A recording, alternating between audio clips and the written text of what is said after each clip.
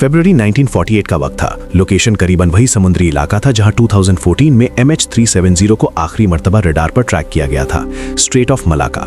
ये समुद्री रास्ता मलेशिया और इंडोनेशिया के दरमियान एक बहुत अहम शिपिंग रूट माना जाता है। रोजाना दुनिया भर के हजारों कार्गो शिप्स और नेवल वेसल्स यहां से गुजरते हैं। उस दिन मौसम गैर मामूली तौर पर पुरसुकून था। समंदर बिल्कुल शांत था, न तेज हवा, न तूफान, न कोई डेंजर का सिग्नल।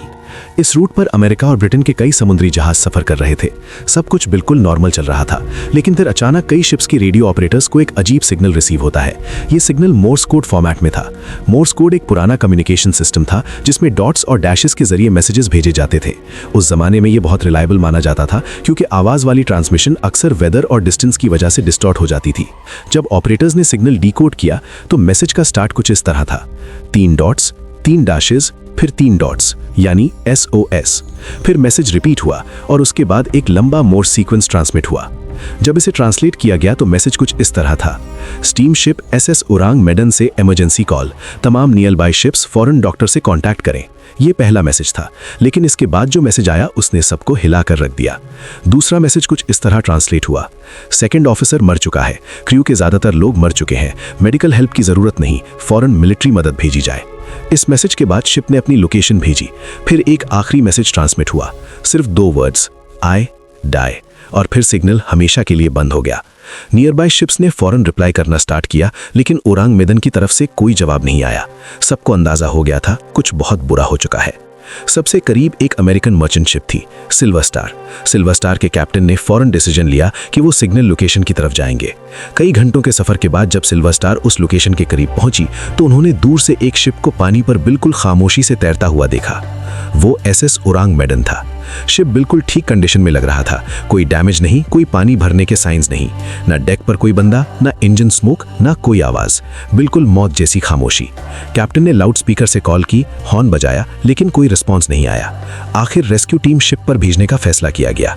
जब रेस्क्यू टीम ओरांग मेडन पर चढ़ी, उन्होंने एक अजीब चीज महसूस की। शिप के अंदर का टेम्परेचर गैर मामूली तौर पर ठंडा था। फिर उनकी नजर पहली डेड बॉडी पर पड़ी। उस आदमी का चेहरा देखकर टीम शॉक हो गई। उसकी आंखें पूरी खुली हुई थी, मुंह भी खुला हुआ, जैसे मौत से पहले उसने कोई खौफनाक चीज देखी हो। उसका जिस्म अकड़ा हुआ था, हाथ आगे की तरफ थे जैसे वो किसी चीज को रोकने की कोशिश कर रहा हो। टीम ने आगे सर्च की, हर जगह डेड बॉडीज थी। कैप्टन ब्रिज पर मरा हुआ था, ऑफिसर्स अपनी पोजीशंस पर थे, यहां तक कि शिप का कुत्ता भी मरा हुआ मिला। और सबकी हालत एक जैसी थी, खौफ, जमे हुए एक्सप्रेशंस, लेकिन कोई जख्म नहीं, ना फाइट के साइंस, ना इंजरी। रेडियो रूम में रेडियो ऑपरेटर की बॉडी मिली। उसकी उंगलियां अभी भी मोर्स की पुट थीं, जैसे उसने आखिरी मैसेज भेजने के बाद वहीं दम तोड़ा हो। रेस्क्यू टीम ने डिसाइड किया कि शिप को टो करके पोर्ट ले जाया जाए इन्वेस्टिगेशन के लिए। लेकिन जब टो रोप्स लगाई जा रही थी तब अचानक कार्गो होल्ड नंबर 4 से धुआं निकलना स्टार्ट हुआ। कुछ ही मिनटों में धुआं आग में बदल गया। आग इतनी तेज फैली कि रेस्क्यू टीम को फौरन शिप छोड़ना पड़ा। जैसे ही टीम अपनी शिप पर वापस पहुंची, ओरांग मेडन में जबरदस्त एक्सप्लोजन हुआ और कुछ सेकंड्स में शिप समंदर में डूब गया, अपने सारे राज के साथ। क्योंकि कोई फिजिकल एविडेंस नहीं बचा, इसलिए कई लोग इसे सिर्फ कहानी मानते हैं। कुछ रिसर्चर्स कहते हैं ओरांग मेडन का ऑफिशियल रिकॉर्ड ही नहीं मिला, लेकिन कुछ लोग मानते हैं वर्ल्ड वॉर 2 के बाद कई शिप्स फेक नाम से ऑपरेट करती थीं। सबसे स्ट्रॉन्ग थ्योरी ये मानी जाती है कि शिप इल्लीगल केमिकल कार्गो ले जा रहा था, जैसे पोटेशियम कायनाइड या नाइट्रोग्लिसरीन।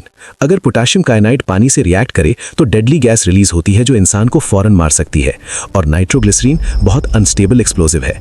शायद लीकेज हुआ, क्रू गैस से मर गया और बाद में एक्सप्लोजन हुआ। कुछ लोग एक और थ्योरी देते हैं, ये शिप शायद सीक्रेट बायोलॉजिकल या मिलिट्री कार्गो ले जा रहा था। लेकिन सच क्या है, आज तक कोई नहीं जानता।